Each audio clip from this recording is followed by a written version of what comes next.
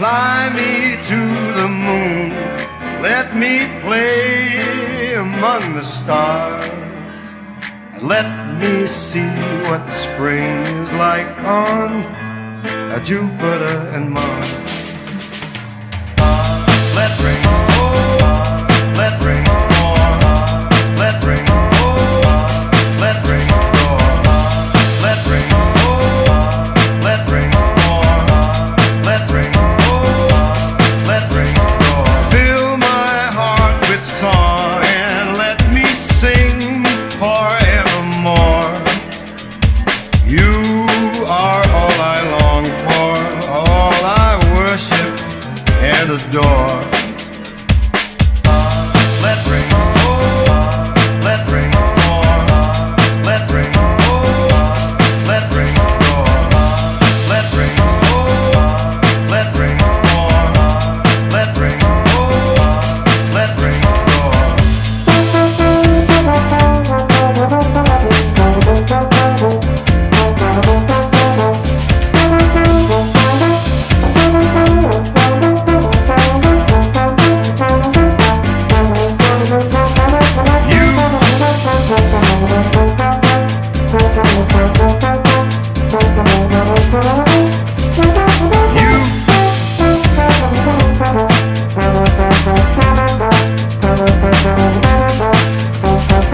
Fill my heart with song, let me sing forevermore. You are all I long for, all I worship and adore. In other words, please be true. In other words, I love you. You. You. You.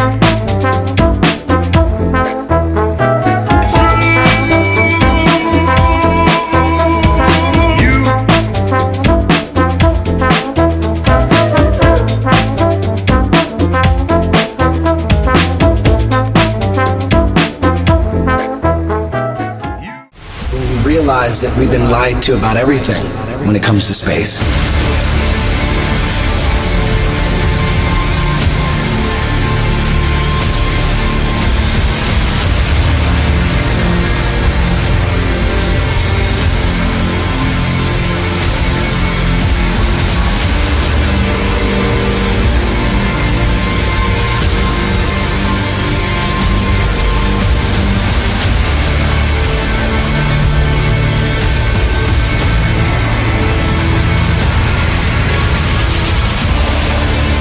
People wonder why I don't trust NASA. That's why I don't trust NASA. Everybody's trying to show you stuff from space and you keep rejecting it. This is why I reject it. These guys are liars.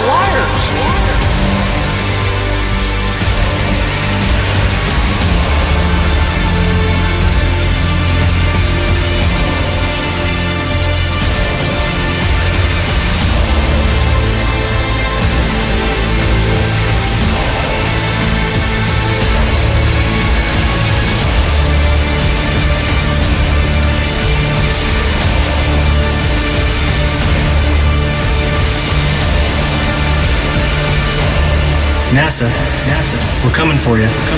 For 60 years, you've been faking space. There are no spheres in the heavens. The experts have devised them in the imagination so it was easier to understand their movements. So what's that mean? Well, it means stars are not distant. Guilty of a cover-up the likes of which has never been seen in human history. Everything, and I mean everything that we were taught about space, about the planets, about the orbits is a hoax. It's a lie. That means our entire idea of the cosmos isn't just wrong, it's very wrong, astronomically wrong. So, any scientists, any physicists out there going to do anything? Or is the scientific community just going to sit there and do nothing? You guys are really just making it harder for the truth to come out by protecting these frauds and the liars that deceived all of us.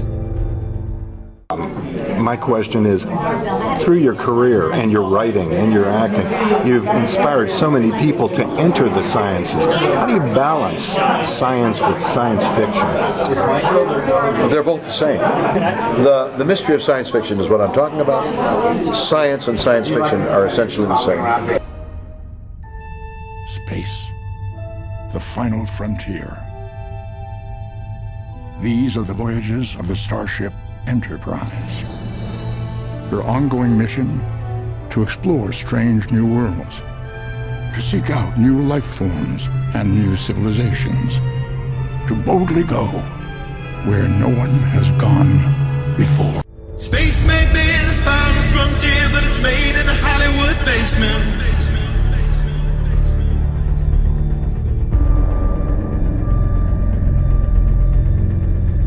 Right now, we only can fly in Earth orbit. That's the farthest that we can go. And this new system that we're building is going to allow us to go beyond and hopefully take humans into the solar system to explore. So the moon, Mars, asteroids, there's a lot of destinations that we could go to, and we're building these building block components in order to allow us to do that eventually. We only can fly in Earth orbit. That's the farthest that we can go.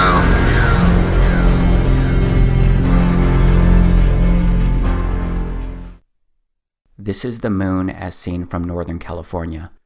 I used my Nikon Coolpix P900 to record this. It's actually pretty amazing how close I can zoom in on it. Just how clearly I can see it, even in the daylight. I can actually zoom in closer to craters to look at those if I wanted. Yeah, I've gotten pretty good at zooming in on this stuff in the sky. This is Jupiter. It's a planet, as I'm sure you've heard. It's one of the gas giants. I didn't really know very much about Jupiter or much about anything in outer space until I started recording the sky using my camera. But you can see this here. Jupiter looks really cool. It seems to have waves running through it, there's a flickering within it, and it looks a lot like a glowing light. This is Venus.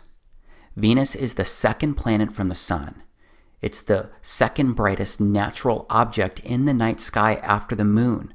If you didn't know, Venus is a terrestrial planet, and it's sometimes called Earth's sister planet, or twin, because of their similar size, similar mass, similar proximity to the Sun. Here's Venus slowed down a bit. Venus seems to have waves running through it too. Venus isn't the only object in the sky that does this though. So let's look at a few stars. This is Vega. It's the fifth brightest star in the night sky, and it's the second brightest star in the northern hemisphere, which is where I'm at in the United States. But just look at it. There are some really unique colors in there. It also looks like it's pulsing and waving and moving around inside of it.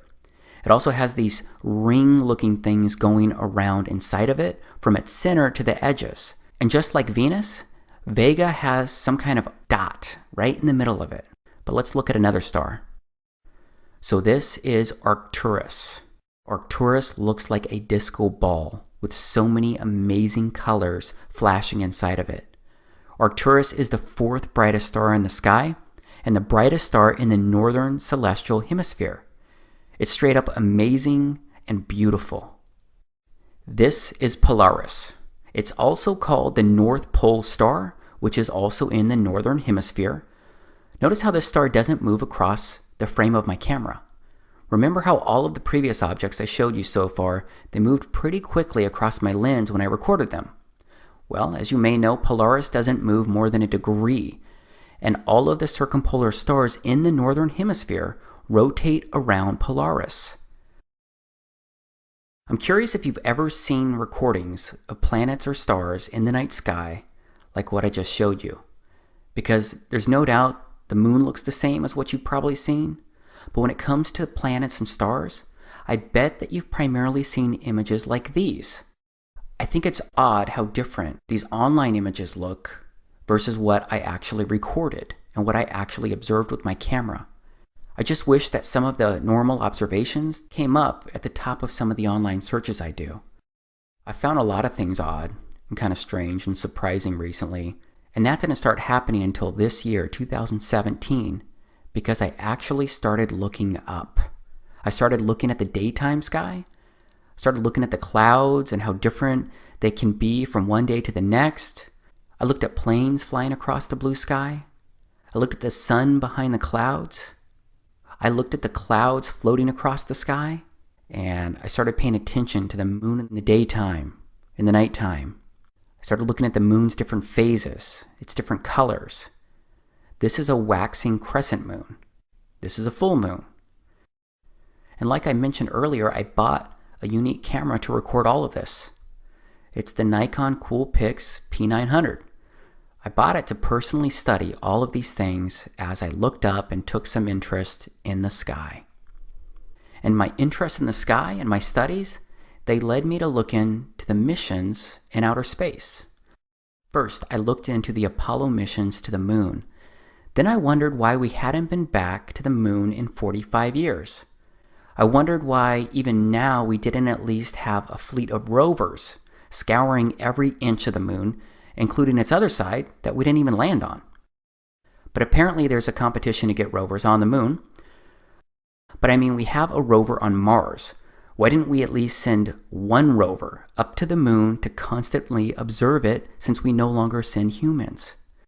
It's just hard for me to imagine that we've already discovered and observed everything we could learn about the moon during those 3 years of Apollo missions. You know, we've never put a woman on the moon, only men. So why not send our first woman to the moon? That would be a spectacular accomplishment. At least I think so. But then I came across a video of Don Pettit. He's a very outspoken NASA astronaut who's been to outer space 3 times. He said this is why we haven't been back to the moon.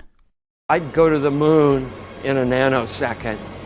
The problem is we don't have the technology to do that anymore. We used to, but we destroyed that technology, and it's a painful process to build it back again. Then I found out about the Van Allen radiation belt. Here's what a NASA engineer has to say about the Van Allen radiation belt. We are headed 3,600 miles above Earth, 15 times higher from the planet than the International Space Station. As we get further away from Earth, we'll pass through the Van Allen belts, an area of dangerous radiation.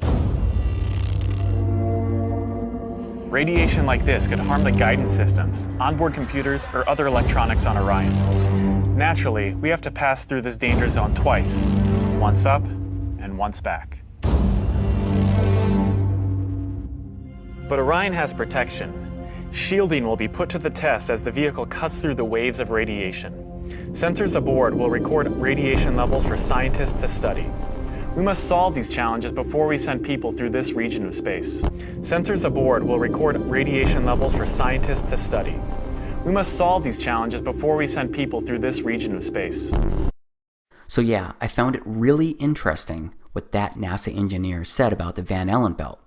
And it turns out that other NASA folks have said the same thing about leaving low Earth orbit. Testing out on space station are definitely helping us with our goals of going beyond low Earth orbit. So we have a really robust exploration program at NASA. And here's a quick look at the technology that we used to make it to the moon. Here's an image of the command module being rescued in the ocean. This made it to the moon and through the Van Allen belt and back to Earth. Here's video of a command module taking off from the moon. Here are some images I downloaded from NASA's website showing the module and a close-up of the technology that we sent to the moon. So yeah, I was surprised to hear about the Van Allen belt because we went to the moon 9 times and sent 12 men during the Apollo missions from December of 1968 to December of 1972. I'm kind of a detail-oriented guy, so I wanted to learn more about all this because while I'm detail-oriented, I'm also pretty cynical and extremely curious about things that don't immediately click, but I got sidetracked during my research because I came across Neil deGrasse Tyson saying something kind of weird. If you didn't know, Neil deGrasse Tyson is an astrophysicist, and he's pretty well known inside the science community. So here's what he said. So you spin, when you spin pizza dough, it kind of flattens out. Yeah. Gets wider in the middle. And so Earth, throughout its life, even when it formed, it was spinning. and it got a little wider at the equator than it does at the poles. So it's not actually a sphere, it's oblate, and officially it's an oblate spheroid. That's what we call it. But not only that, it's slightly wider below the equator than above the equator. A little chubbier. A little chubbier. Yeah. Chubby's a good way. It's like pear-shaped. Yeah. I researched this statement because it didn't make sense to me. And yeah, if you watch the whole video of when he says this, he gets into sea levels and more. But I gotta tell you, he didn't mean the statement as a joke. But it still seems like a joke because who says the Earth is pear-shaped? Pretty odd, right? Either way, his statements and my research led me to download just more images and more videos from NASA's actual website. These are a few of their images of Earth that they took from space. And as I was downloading and researching photos and videos at NASA's website of our first moon landing, the Apollo 11 mission, I discovered something pretty crazy. Apparently, NASA lost the tapes that recorded data of the original Apollo 11 moon landing in 1969. The tapes included biomedical data on astronauts, video footage of the Apollo 11 landing, and all of their telemetry and engineering data. But based on everything I can research, it seems that NASA actually lost not just the Apollo 11 telemetry data, but NASA lost all of the telemetry data from all of the Apollo missions that landed on the moon. That's well over 10,000 lost tapes and over a ton, literally a ton in weight of missing tapes. Fortunately though, they were able to restore the original moon landing footage that was broadcast to Earth. I guess I just found it pretty odd when you consider that the moon landing is one of the, if not the, greatest accomplishments by mankind. Because I figured NASA would take really good care of that stuff and properly label boxes and reams of recordings. Okay, so that seemed pretty careless. But then I stop and think, wouldn't right now be the perfect time to go back to the moon? We've made significant breakthroughs in technology in the past 45 years. So imagine today's technology that NASA could bring to the moon to record and study it. Imagine the beauty that they could show the entire world. Because we could have crystal clear, high-definition footage taken directly from the surface of the moon. I mean 4K resolution stuff that would blow everyone's minds. But instead, everyone seems to be okay with not going back. And that's despite the original video of our first ever moonwalks during the Apollo 11 mission being destroyed. And they say the original recordings, they were actually super clear and nothing like the grainy video that was broadcast to millions on television.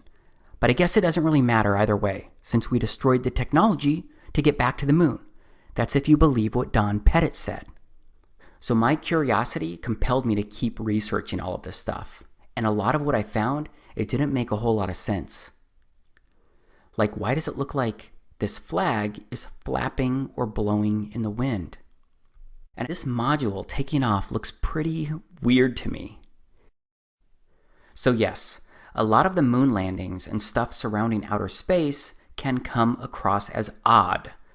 And yeah, maybe each odd thing can be explained away. It's just that when I look at all of the oddities as a whole, it's a bit creepy. And I say creepy because someone I know and someone I love once said this stuff was creepy when they started looking into it. And all of this creepy stuff made me want to keep researching and keep asking questions. But I ended up asking one question that can get you labeled as a nutcase. It's a question that makes people laugh at you. It's a question that I bet you've already seen coming as you've been watching this video. And that question is, did we really go to the moon?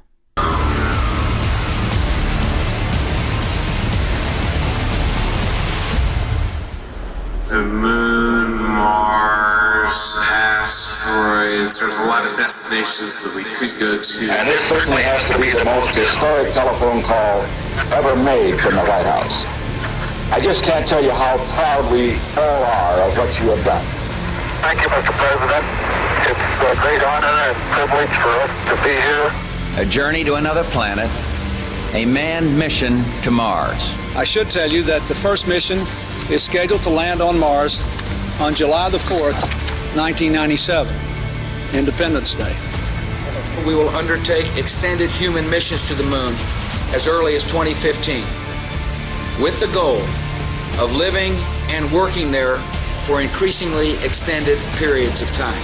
Human missions to Mars and to worlds beyond. But I just have to say, pretty bluntly here, we've been there before. There's a lot more of space to explore and a lot more to learn when we do. Now, last month we launched a new spacecraft as part of a re-energized space program that will send American astronauts to Mars. We will establish a foundation for an eventual mission to Mars and perhaps someday to many worlds beyond. If we dare to dream big, and that's what our country is doing again. We're dreaming big.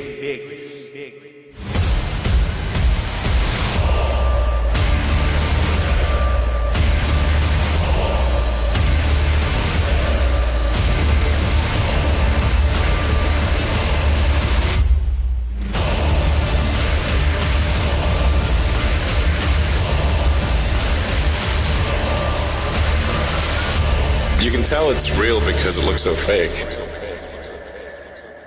The moon is supposedly 238,000 miles away. It's noticeably much closer. I'm sorry, Jay. I'm sorry. I could see that how that would affect your Christmas. I made that whole thing up. What? I'm sorry. I guess I just wanted to seem interesting. I guess there's a real danger of that on this show. But there's a pressure. Well, yeah, people come out and they've run out of anecdotes, you know, and they just start making stuff up. Yeah. Like that Neil Armstrong guy. Have you seen him on the talk shows? Neil Armstrong, you mean the first man to walk on the moon? Talk about a fish story. Man, and they're buying it. Oh, yeah.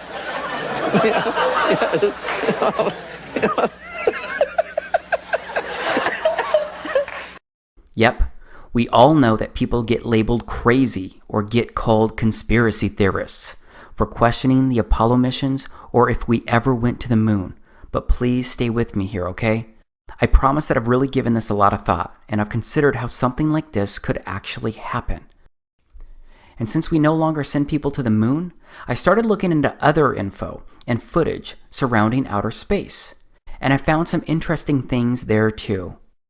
This is Gemini 4 that was completed in June of 1965. That was well before the Apollo 11 mission.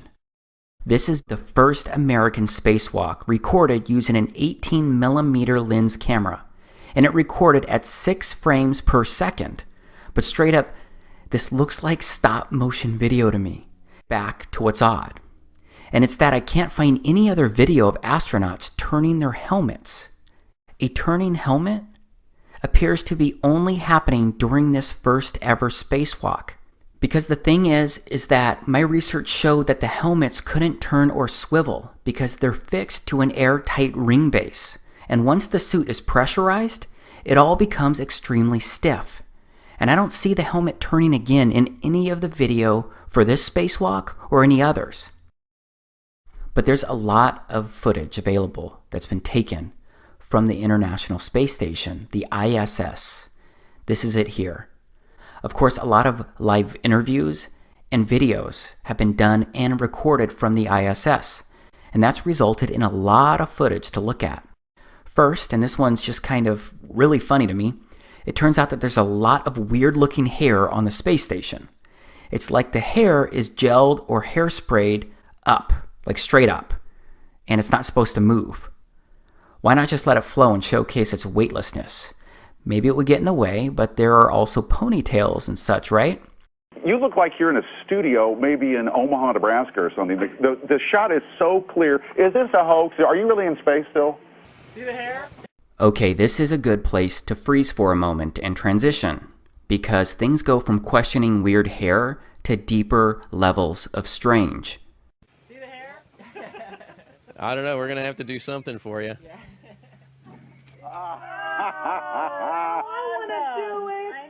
Oh, yeah, I can do that. Watch this. It looks like this guy is grabbing a wire attached to the guy next to him. He's not grabbing air, and there is no reason why any of these guys would be wearing wires in space. Someone I know wondered that when I showed them this video. Believe me, you're going to be just like the person I talked to, because you will look for answers. You will look for ways to rationalize these things that I show you. Just understand I've asked the same questions. Why, how, and what am I really seeing?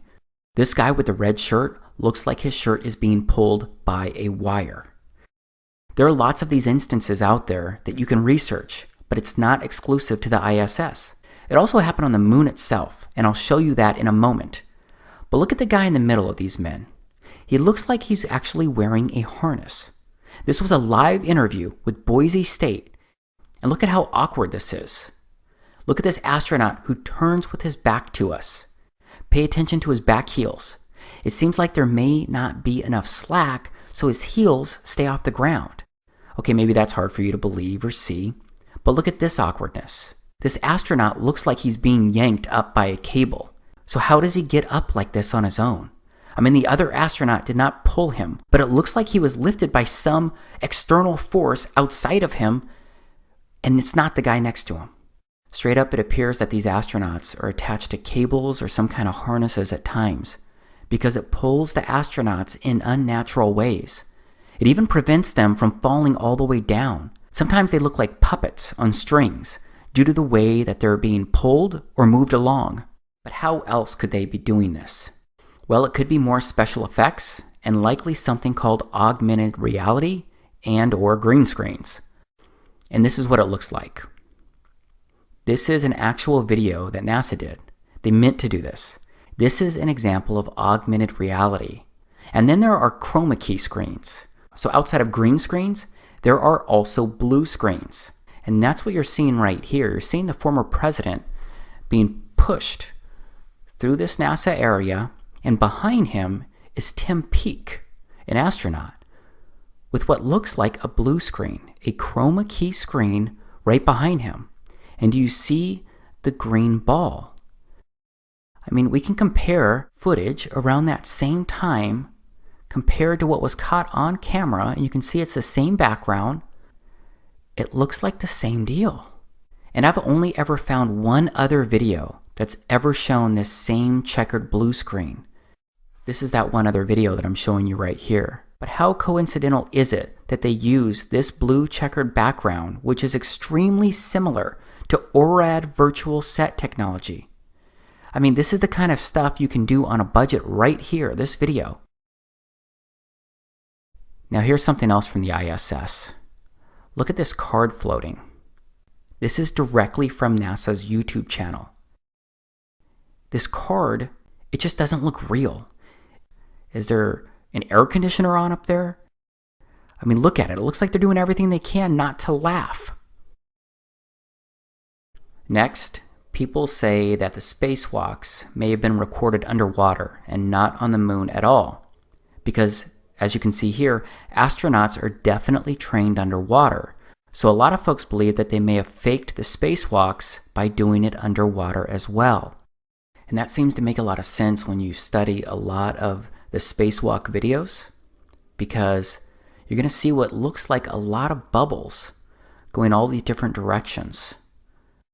Who knows which direction the camera was actually pointing when these were recorded, but they look like air bubbles escaping maybe from underwater pools where some of these things were recorded or faked. Last, there are zero gravity planes. The only way right now that we can simulate the gravity on Moon, Mars, asteroids is parabolic flight. So yeah, there is likely hours of video of real weightlessness that people have experienced, but you can't do that all the time, so there needs to be other options, especially for the longer videos like I showed before. Okay, this is a time-lapse video of Earth recorded from the ISS, but I want to step off the space station right now. I want to look at the Apollo 11 crew's first public appearance after returning from the moon.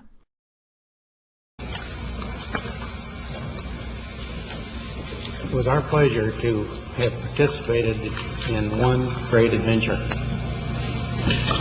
It's an adventure that took place not just in the month of July, but rather one that took place in the last decade. We all here and the people listening in today had the opportunity to share that adventure over its developing and unfolding in the past months and years. It's our privilege today to share with you some of the details of that final month of July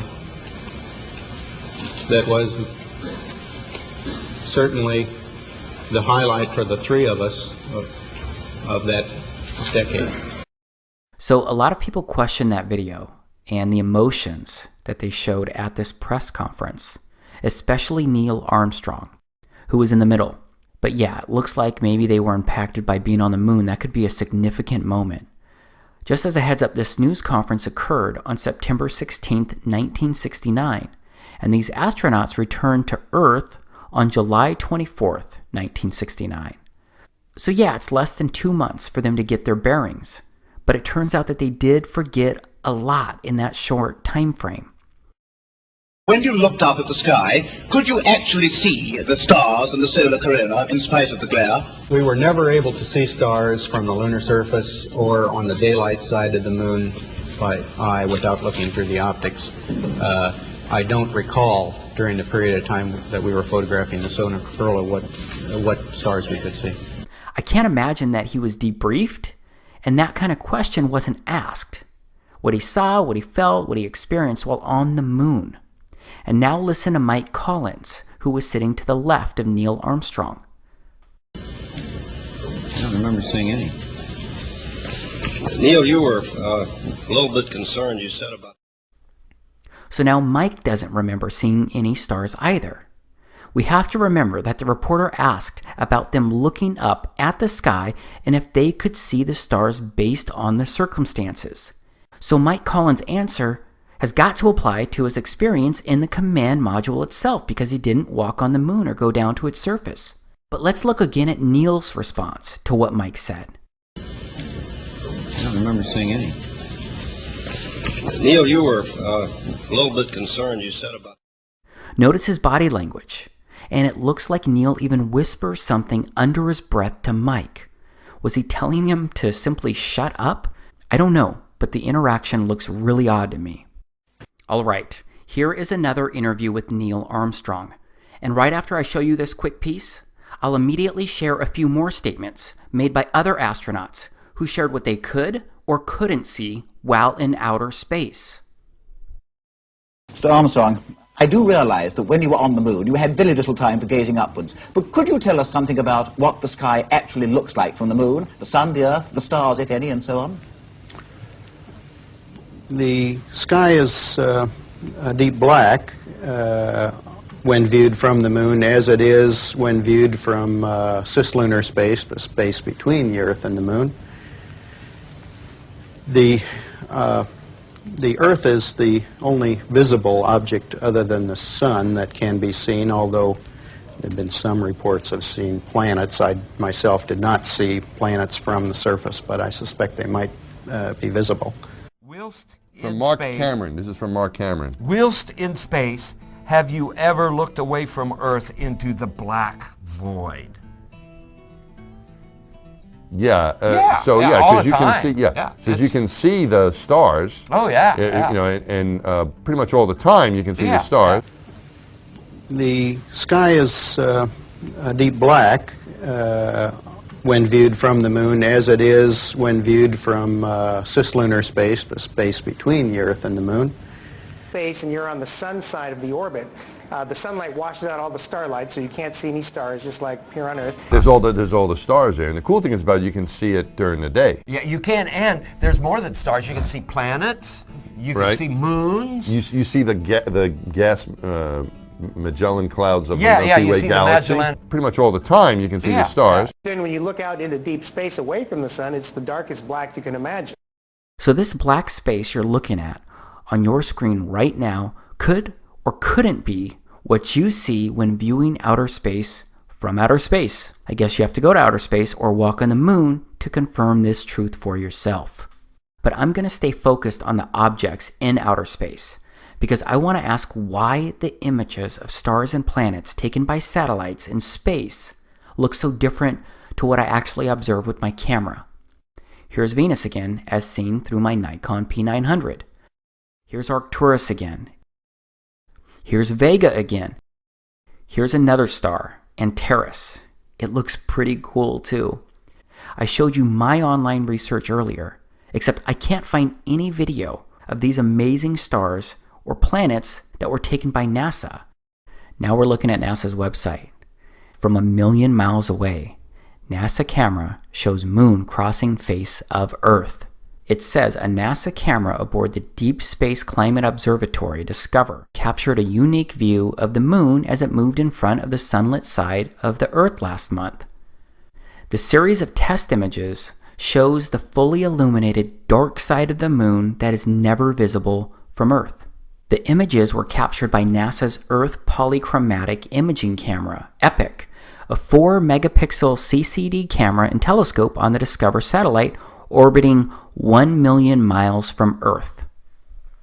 First off, that looks very similar to the same side of the moon that I look at. Be interested to know if it's identical.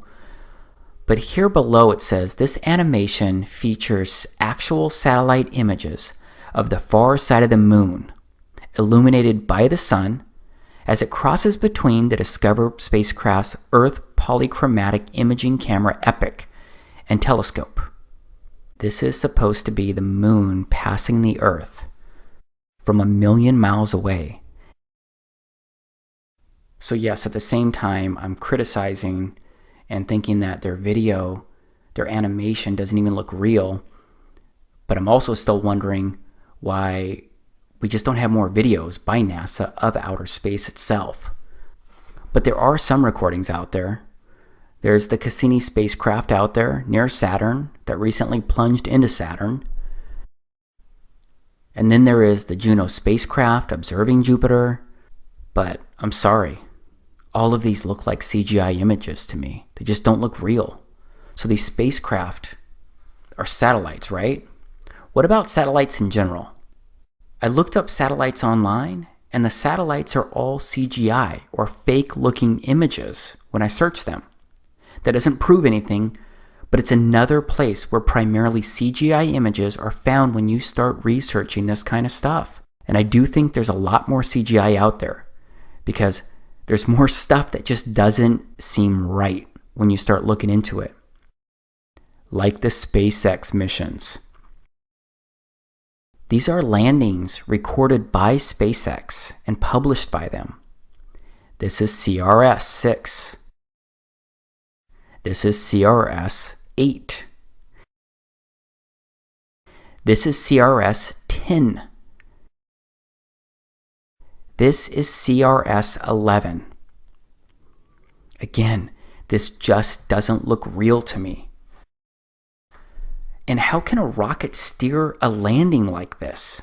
These rockets are like huge, massive, heavy sticks, except they can rocket to the ground in reverse. They can take off right, re-enter, flip around, and come to the ground in reverse and land with this kind of crazy precision using these tiny little fins. They're not even fins. They don't have wings. So yeah, this is a lot that I'm showing you, a lot that I'm asking you to question. But that's because there's a rabbit hole of random things that just don't make sense. And they don't look real.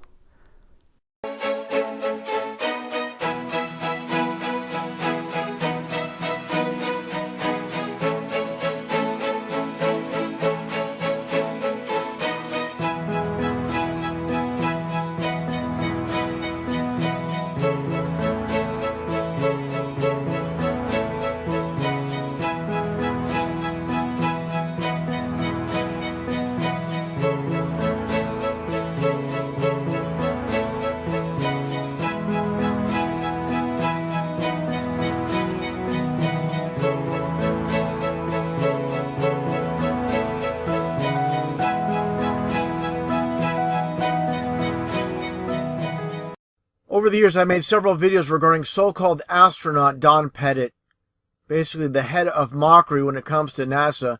I find it very interesting what he says during this interview from a few months back. He basically states the technology to go back to the moon has been destroyed. He'd love to go back in a nanosecond, but that technology does not exist anymore. But then he goes on to talk about going to Mars.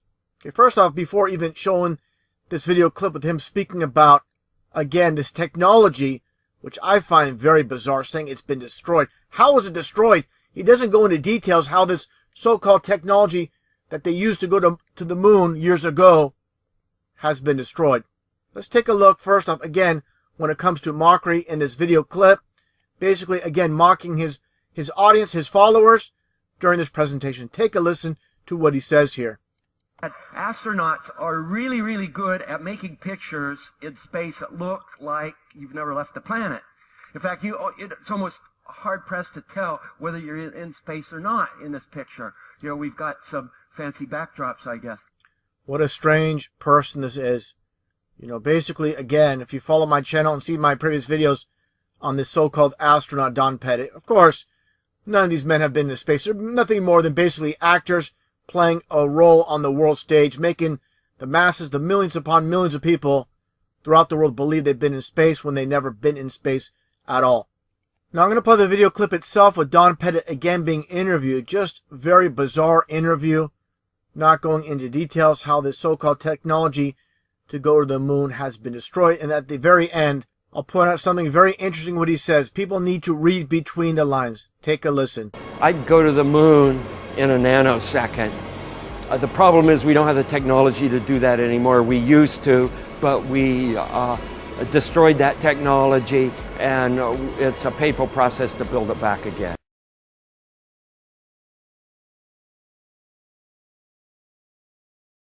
Going back to 2013 and the supposed Chinese moon landing with this probe, again, nothing but complete garbage. Well, this is the camera on the lander. On the descending camera. This is the first picture of the moon taken by Chang'e 3. Well, it seems pretty close already. We can see the lunar surface very clearly.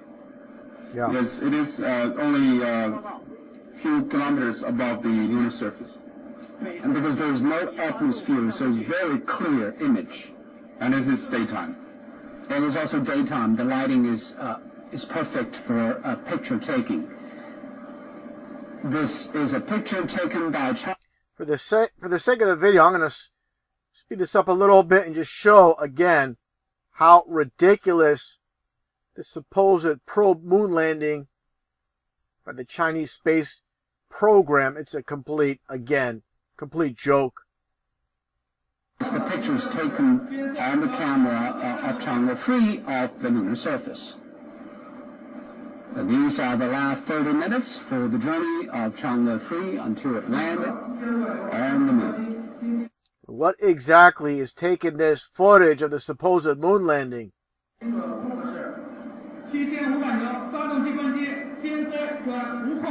it is hovering again. It landed on the moon. Chang'e 3 is on the moon.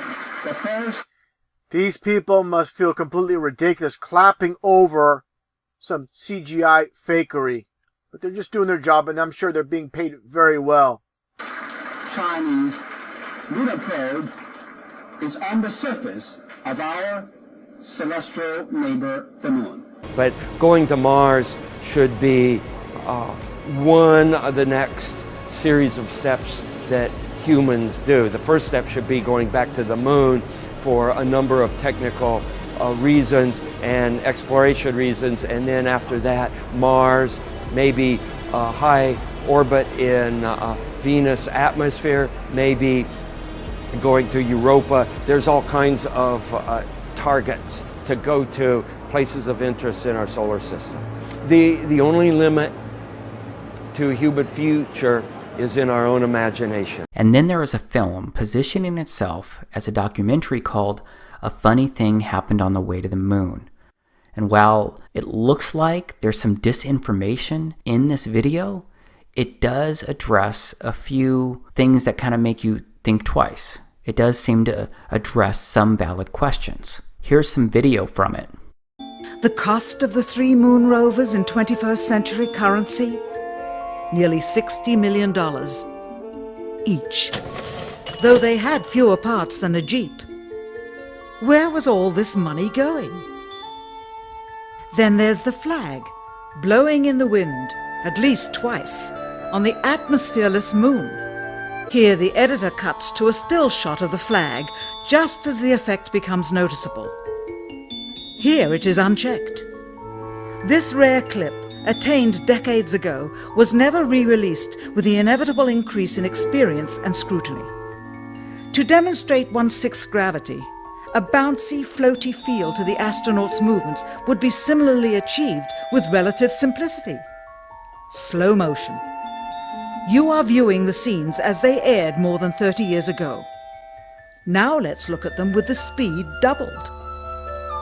It becomes discernible that they are, in fact, in Earth's gravity, and are no more leaving the ground than they would on Earth. It is clear from these rarely seen color television pictures that the crew of Apollo 11 brought a high-resolution color video camera with them on their mission, yet the only pictures broadcast live from the moon's surface were these from a low-definition black and white camera. In fact, the networks complained because in addition to this, they were forced to shoot the images, second generation, off of a projection TV of the technology of 30 years ago, and were not even allowed to take a direct feed, which further degraded the quality and clarity of the images. Perhaps this was precisely what NASA and the federal government had in mind. After all, it was a first, regardless of where they were. Better to open up their debut mission with fuzzy pictures and numerous blackouts, rather than show too much revealing detail of a false scene that was yet unproven. And finally, the element that seals their fate. Of all the footage of Apollo 11 requested from NASA over a 5-year period, one gem was discovered just before the completion of this documentary. An old reel received by mistake. It contains the raw or unedited footage of the crew of Apollo 11, Michael Collins, Edwin Aldrin Jr. and Neil Armstrong, staging part of their mission for nearly an hour in living color, with exceptionally clear behind-the-scenes audio of conversations discussing the techniques used to achieve a disingenuous picture depicting the Earth at a distance, in order to falsely demonstrate their far journey from it and their ability to survive passing through the Van Allen radiation belts. It cannot be misconstrued that this staging was done for some other reason prior to the mission, for the reel itself is slated and dated July 18th, 19th and 20th, 1969, the very days of the mission when they were said to be approaching and achieving lunar orbit. Understand, too, that only about 20 seconds of this raw footage was ever broadcast to the public, and these conversations discussing their deception were believed to be private, until now. Here they discuss that these television transmissions were in fact not broadcast live as everyone believed. They were first screened and edited for playback later. Roger, Neil. We just wanted a narrative such that we can, when we get to playback, we can sort of correlate what we were seeing. Thank you very much.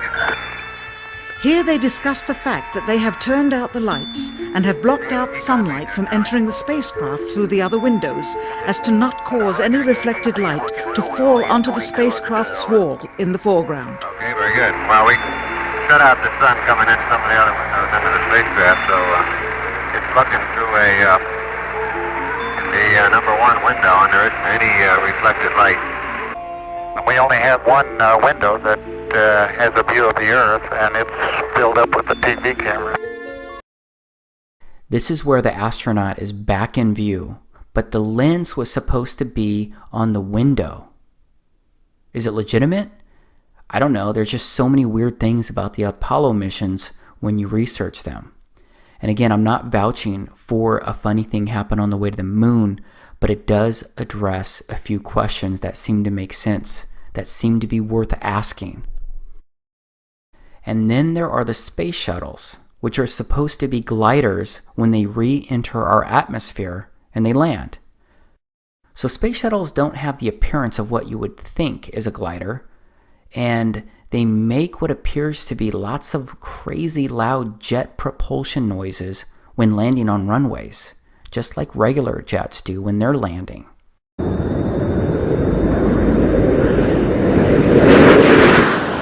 Commander Charlie, Bob flaring up the shuttle's nose for landing and you can see, the main gear of in place. And since we're talking about jet propulsion, let's go back to the moon for a moment, because some have pointed out how there's no crater underneath the lunar module landing. The jet propulsion would have likely created a crater, or at least some type of big marking from its landing. There isn't any dust anywhere though, not even on the legs or feet of the module. I would think that some kind of dust or rocks should have been blown around from the lunar module landing on the moon. Keep in mind that the module had a 10,000-pound thrust engine, except it seems to have left no disturbance underneath it.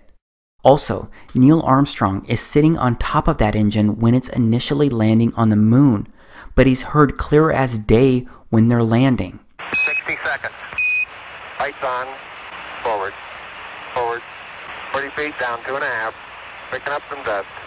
Straight shadow. 4 forward, drifting to the right a little. 30 seconds. Forward. Contact light. Okay, engine stop. We copy you down, Eagle. Listen,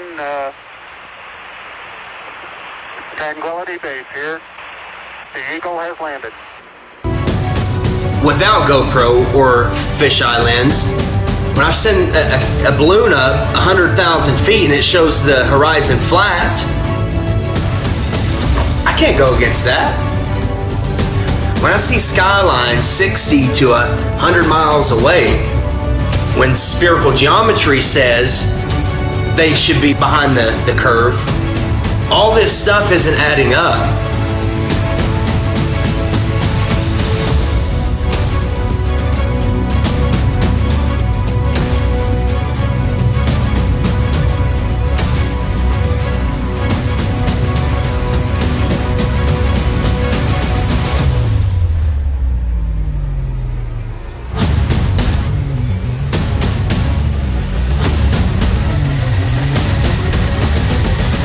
From Joshua Nowicki, and what you're seeing here is a mirage. We typically would not be able to see this from the Lake Michigan shore. We talked about this last night.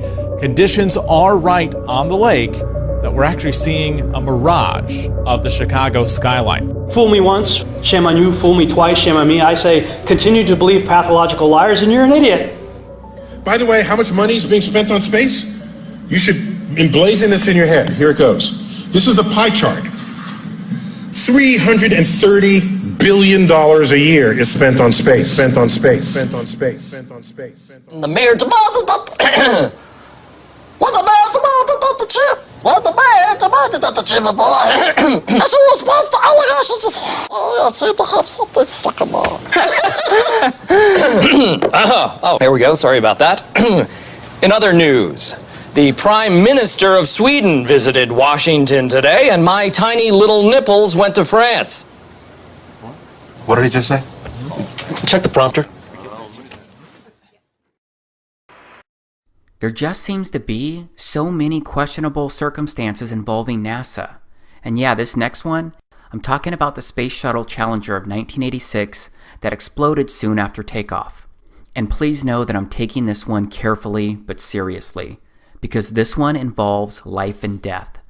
I just believe there are enough intriguing questions about the crew members on that exploding ship to touch on it here. Because 6 of the 7 crew members are considered alive by many people today, because there are 6 people living in the United States who closely resemble 6 original crew members from Challenger. The Challenger's commander was Francis Richard Scobie. Today there's a Richard Scobie who is CEO of a Chicago marketing company. These guys have some eerily similar features, like the same kind of wide-set eyes that both seem to be tilted in their corners. The pilot was Michael J. Smith, and there's another Michael J. Smith living today, a professor, and they seem to look the same. Same smiles, it looks like the same teeth inside those smiles, both have blue eyes, and more.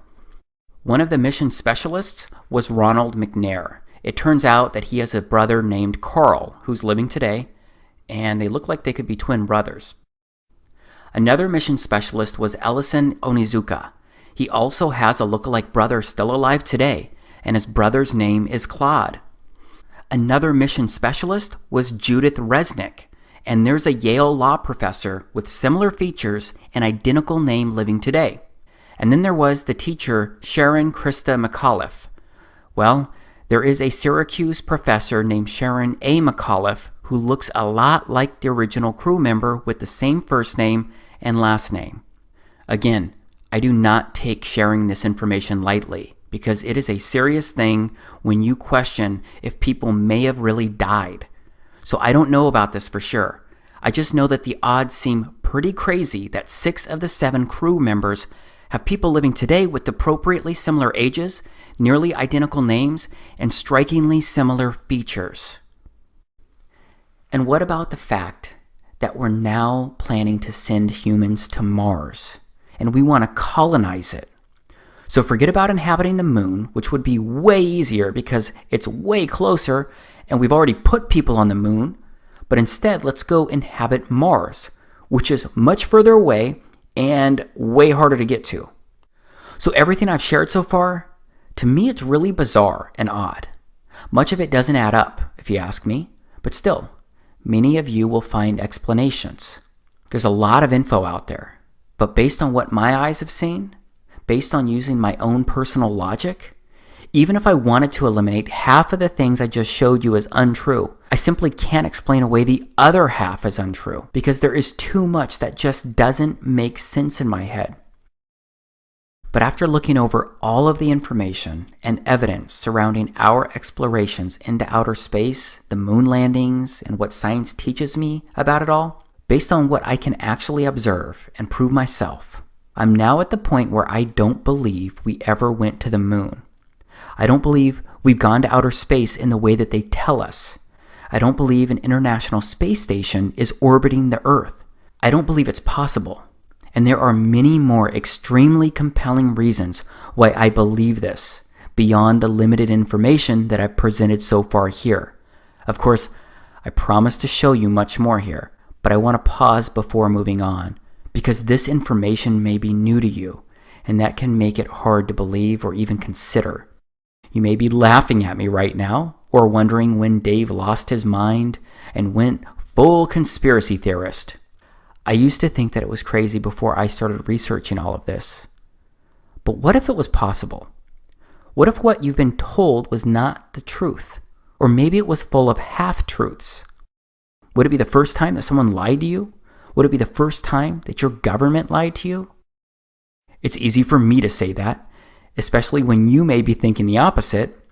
But no matter what, I'm the one making these claims, so I need to present more information to show how all of the pieces could fit. So please just stay with me here, because we've barely touched the first layer of how odd and bizarre things may really be.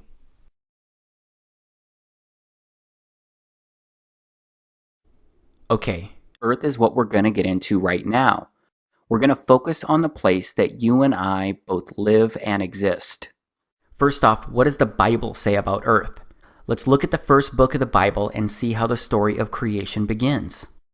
In the beginning, Elohim created the heaven and the earth was without form and void, and darkness was upon the face of the deep, and the Spirit of Elohim moved upon the face of the waters.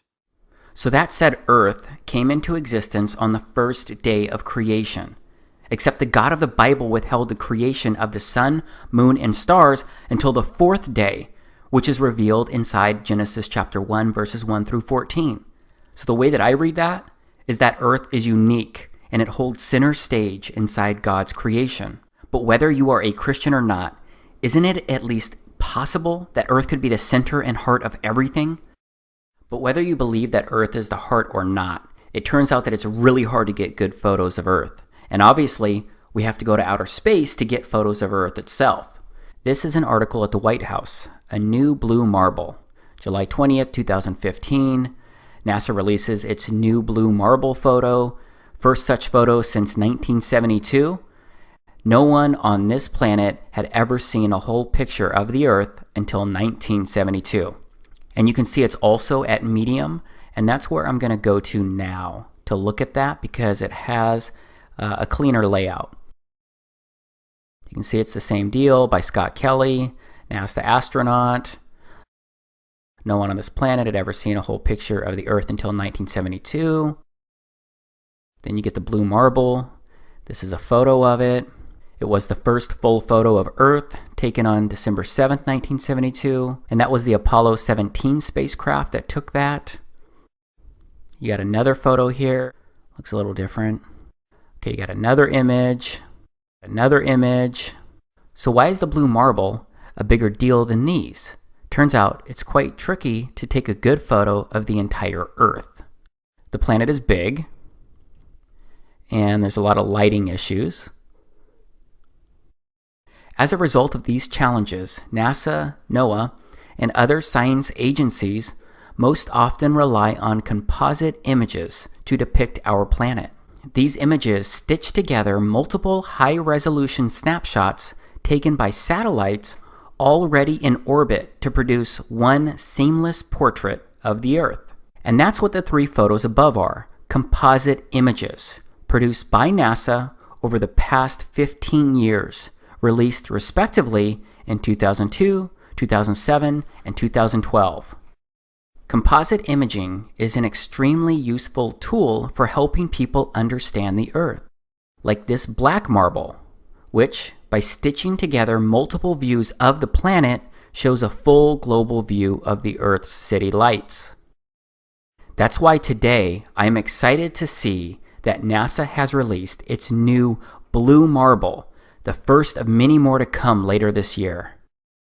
The blue marble is the first fully illuminated snapshot of the Earth captured by the Discover satellite. It looks like it's a joint NASA, NOAA, and U.S. Air Force mission. And there's a guy who's famous for doing these composite images and manipulating data and putting it all together. And this is the guy right here. This is from NASA's website. It's an interview. Data visualizer and designer Robert Simon. And they ask him, what do you do? And what is most interesting about your role here at Goddard? How do you help support Goddard's mission? And he says, my role is to make imagery from Earth sciences data. I turn data into pictures. I look for new interesting events that NASA satellites have seen or that are hidden in the latest data to find anything interesting that shows off NASA's unique capabilities. Finding things is the fun part. I rely on engineers and scientists to produce the data. Okay, they ask him, what is the coolest thing you've ever done as part of your job at Goddard? And he says, the last time anyone took a photograph from above low Earth orbit that showed an entire hemisphere, one side of a globe, was in 1972 during Apollo 17. He also says by 2002, we finally had enough data to make a snapshot of the entire Earth. So we did. The hard part was creating a flat map of the Earth's surface with 4 months of satellite data. Rito Stockley, now at the Swiss Federal Office of Meteorology and Climatology, did much of this work. Then we wrapped the flat map around a ball. My part was integrating the surface, clouds, and oceans to match people's expectations of how Earth looks from space. That became the famous blue marble. Okay, I know I already touched on this earlier, but I just keep wondering. Why doesn't NASA just deploy a rover to the moon, equipped with a camera at least comparable to my Nikon P900? Then they would have it on the moon's surface all the time. Because they could take continuous images of the entire Earth throughout the different seasons and months. They could zoom in on continents and islands, and maybe even more, like I do of the moon from here on Earth. Wouldn't you get good and accurate images with that approach? Wouldn't that make sense? But instead, they have a data visualizer / designer who compiles all of the different data, and then that data gets stitched together by that person. But let's just step back again. And I'd like to review the Science 101, some of the basics surrounding the Earth, the Sun, and the solar system. I'm talking about the basic info that we're all taught about Earth, the Sun, and the solar system, and how they all move and work. First, the Earth rotates eastward around an invisible line known as its axis. And I've actually got some video of the Earth spinning provided by NASA. This is an official video by NASA of the Earth spinning. It was captured over a 25-hour period. It is really, really hard to see any of the continents in this video. I guess it was just too cloudy for those 25 hours. Okay, now I'm looking at life science. How fast does Earth move? As passengers on Earth, we are all carried around the sun at a mean velocity of 66,600 miles per hour. Add that dizzying notion to the fact that we are spinning at the equator at a 1,000 miles per hour clip, an action that causes the planet to bulge outward. Of course, these velocities are relative to the sun and to the poles, respectively. Okay, how fast is Earth moving? Let's look at that again.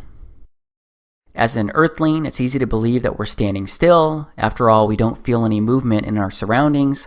But when you look at the sky, you see evidence that we are moving. Okay, how fast are we spinning? I just went through this, but it's interesting to see another source, and it talks about depending on where you're located, right? Sun and galaxy move too. To blow your mind even more, the sun has an orbit of its own in the Milky Way. The sun is about 25,000 light years from the center of the galaxy, and the Milky Way is thought to be about 100,000 light years across. We are thought to be about halfway out from the center, according to Stanford University. The sun and the solar system appear to be moving at 200 kilometers per second, or at an average speed of basically over 500,000 miles per hour. The Milky Way too moves in space relative to the other galaxies. In about 4 billion years, the Milky Way will collide with its nearest neighbor, the Andromeda Galaxy. Everything in the universe is therefore in motion. Now let's go back to the Life Science article. How fast does Earth move? Let's touch on the velocities and why we don't feel them. The reason we don't feel the rush is the same we aren't pinned to our seats while in an airplane moving at a constant speed. Velocity can only be measured with reference to another object moving at a different velocity, and we cannot feel velocity while in a constant frame of reference. This is why it might be news to you that our entire solar system is whizzing around the center of our galaxy at a fairly inconceivable, it's over 500,000 miles per hour.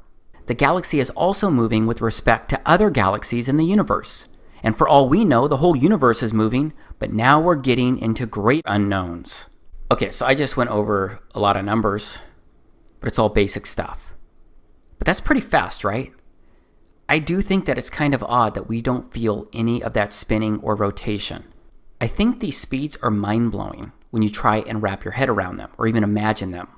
Here's a snapshot of someone's visual representation of what the solar system is doing according to the science and the speeds that I just shared.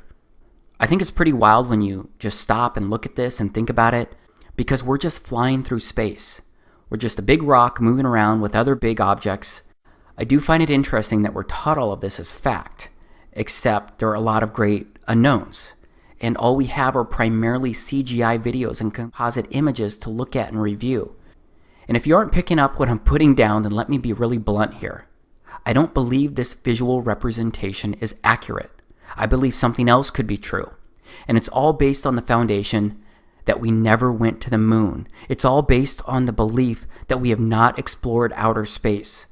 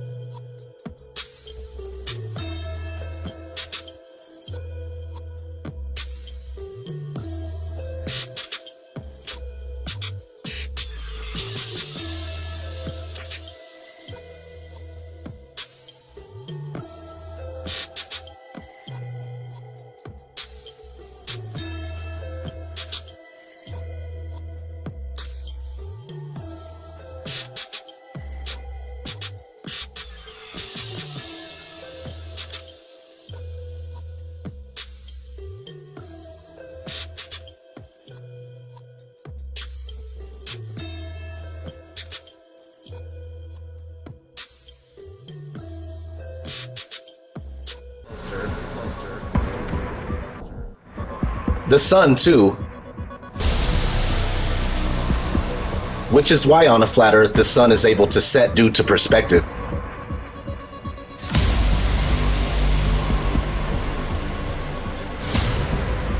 On the flat plane, it's closer, it's smaller, so the further it travels away from you, it appears to go down.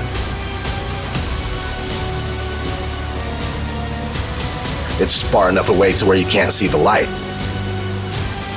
When we have hot spots proving locality, that it can't be 93 million miles away.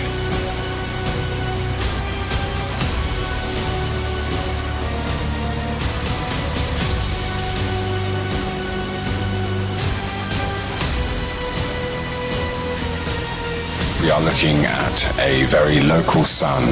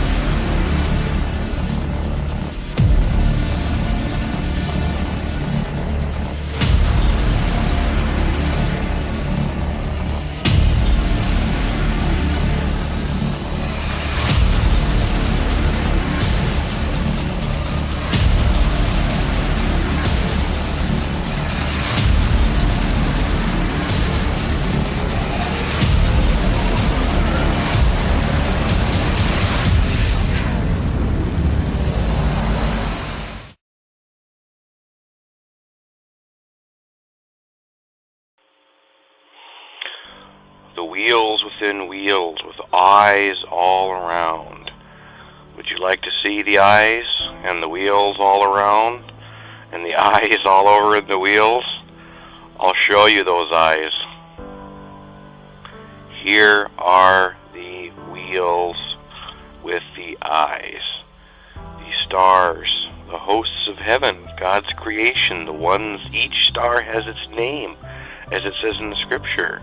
God says, I have named them all. These are the eyes. These are the eyes on the wheels. Our stars.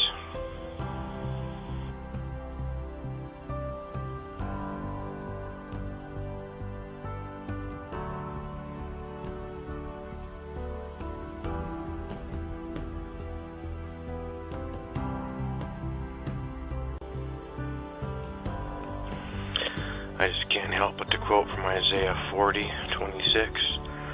Lift up your eyes on high, and behold who hath created these things, that bringeth out their host by number.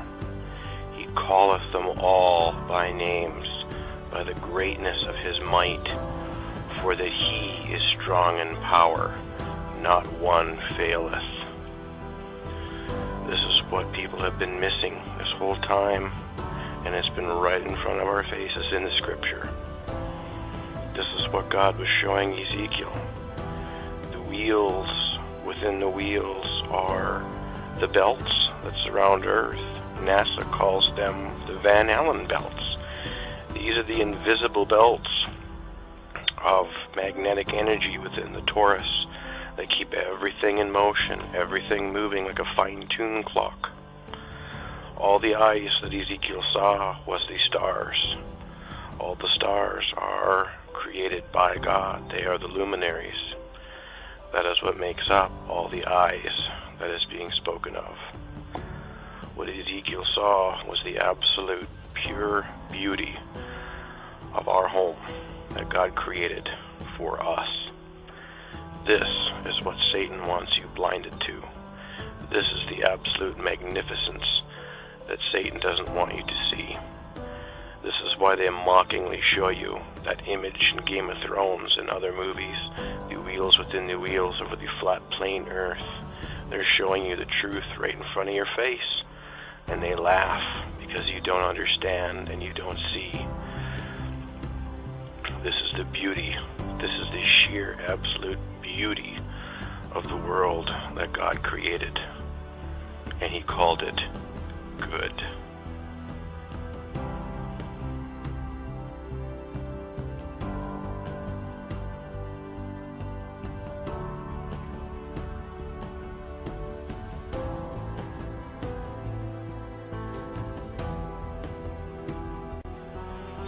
Now that you have eyes to see and ears to hear, now let me tell you this. These wheels that we see, these bands that move like a clock, this is how the sun and the moon do what they do. This explains their movements. It's all about magnetic energy. It's all about the magnetic fields. This is how they are frictionless and how they move in perfect unison. And just as it states in the book of Enoch, through the movement of these wheels, we see how the sun and moon will go through their vaults and rise and return in different areas. This is what the globe has blinded people to.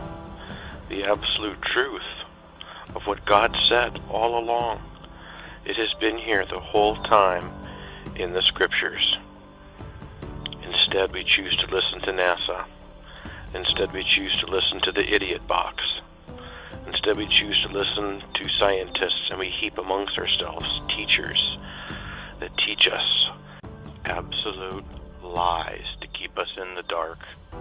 When God's been saying the whole time, just look up. Look up at what's around you. I made this for you. That's all God wanted to say. Just take a look. I'm here. I am right above you.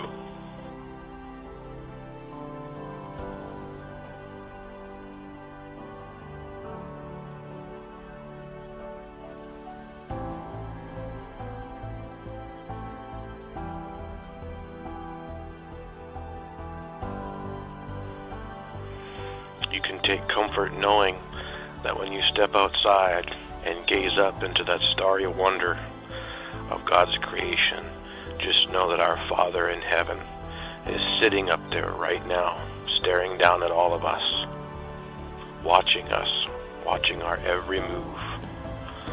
He knows everything that's going on down here. He has not missed anything. And just know and be comforted by the fact that our Father is right there, and He's been there this whole time. This is something that the world and NASA and the scientists can never take from us, ever. Even the lying powers and signs of Satan that are coming, the lies of the fallen angels and the lies of the world that are going to be ever increasing, will still not rob this from my heart. And they will never rob from me my faith in Jesus Christ, the King of Kings and the Lord of Lords.